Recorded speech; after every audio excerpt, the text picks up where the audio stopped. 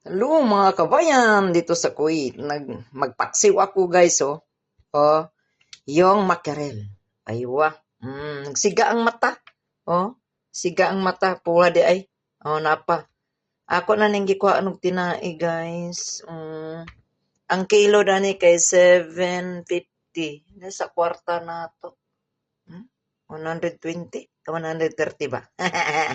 Kasi 189 ngayon ang palitan. Oh, di na nato na tong pila akong gipalit dani. Basta at least magpaksiw ko og makirel. Alam mo yung unsa akong gihanda? Bawang nga buo. Ako nang gibutang dari. Duha. Duha ka buo. Aron diretso na.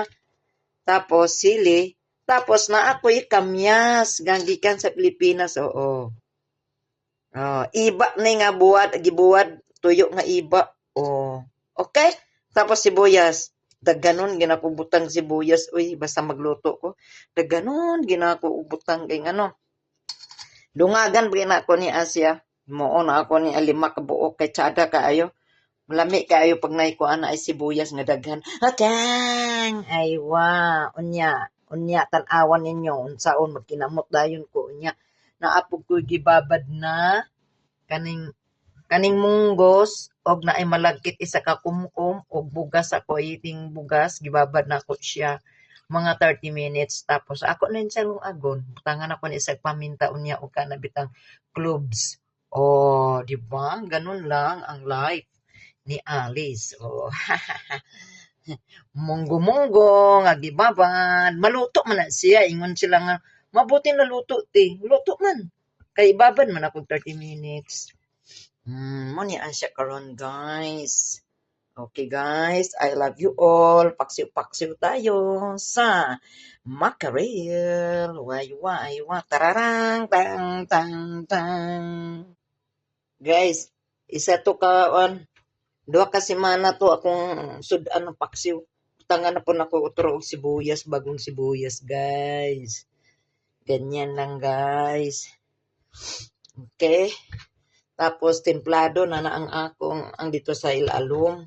Daghan na kay akong gibutang nga sibuyas. Unom ka sibuyas kay daghan kay sibuyas diri. Barato ra at saka maganda yung sibuyas sa atong lawas, sa atong life. Yan, isalang ko na to guys. Yan, haha, kalami ani oy. May kayo wow. Di mo dani maibog, sarap kayong paksiw oy. Tapos sabay kinamot dayon nga kanin nga may munggo. Wow. Wala man ako na sa gilungag. Paman siya mag 30 minutes. Pag nalungag na ko na siya, butangan ako siya og cloves mga 7 piraso.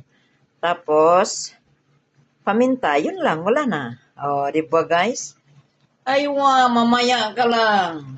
Ilan kayang maubos ko nitong paksiw na to? God bless us all. Kain na tayo ng paksiw. Wala pa akong kanin. Hindi ko pa sinaing. Okay guys.